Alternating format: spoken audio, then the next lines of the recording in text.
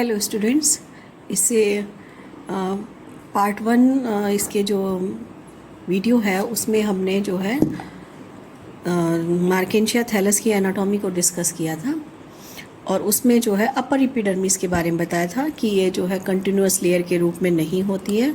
अगर हम थैलस का वीटीएस काटेंगे तो उसमें क्लियर दिखाई देता है कि बीच बीच में इसमें एयर पोर्स पाए जाते हैं।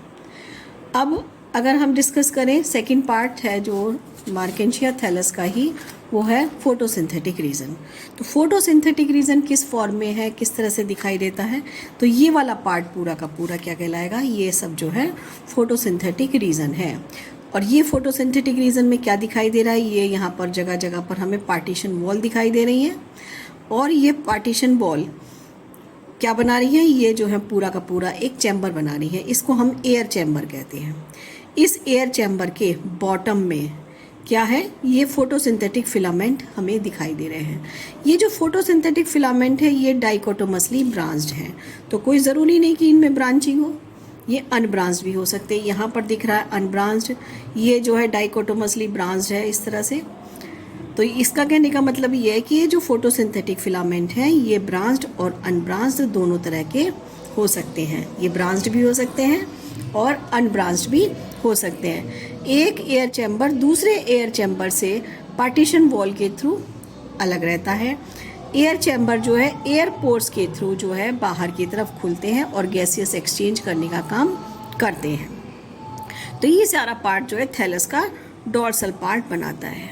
अगर हम देखें तो इसमें क्या दिखाई दे रहा है कि एपिडर्मिस की सेल्स जो हैं, एयर पोर की जो सेल्स हैं, पार्टीशन वॉल की जो सेल्स हैं और ये जो फोटोसिंथेटिक फिलामेंट की जो सेल्स हैं, सभी में क्लोरोप्लास्ट पाया जाता है।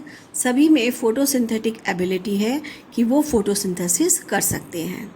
थैलस के वेंट्रल पार्ट पर लोअर मोस्ट पार्ट दिखाई देगा जिसको हम कहते हैं स्टोरेज रीजन। तो स्टोरेज रीजन थैलस का वेंट्रल पार्ट है जो हमें यहाँ पर इस तरह से दिखाई दे रहा है। तो यहाँ से लेके यहाँ तक का जो पार्ट है वो क्या है, थैलस का वेंट्रल पार्ट।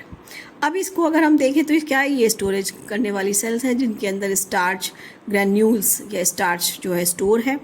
इसके अलावा अगर हम इनको देखें तो ये कैसी हैं, पॉलीगोनल हैं। पॉलीगोनल हैं, कॉम्पैक्टली अरेंज है।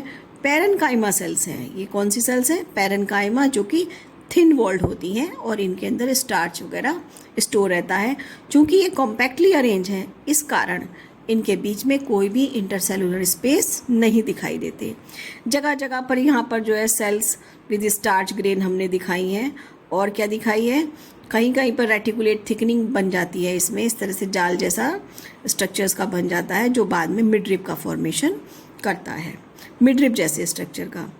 अब इसमें जो है और हमें क्या दिखाई दे रहे हैं, सेल्स विद ऑयल डक्ट की ऐसी सेल भी दिख रही है जिसमें ऑयल प्रेजेंट है, तो ऑयल कैविटी प्रेजेंट है। और इसके अंदर जो है हमें जो है ऐसी सेल्स भी दिखाई देंगी जिनके अंदर म्यूसिलेज पाया जाता है। तो mucilage containing cells, oil containing cells, ये सब भी जो है हमें इसमें दिखेंगी। बाकी क्या मिलेगा, सेल्स ऐसी मिलेंगी जिनके अंदर जो है जगह जगह पर स्टार्च स्टोर रहेगा। इस कारण ये स्टोरेज रीजन कहलाती है। अब नेक्स्ट पार्ट है लास्ट वाला जिसको हम कहते हैं लोअर एपिडर्मिस। लोअर एपिडर्मिस कैसा है, लोअर एपिडर्मिस एक कंटिन्यूअस लेयर के रूप में मौजूद है। थैलस की लास्ट लेयर है, वेंट्रल सरफेस पर मिलती है। अब इसमें जो मिडिल पॉइंट है, थैलस जो है वो इस तरह से इसका पूरा सेक्शन ऐसे कंप्लीट करके आएगा।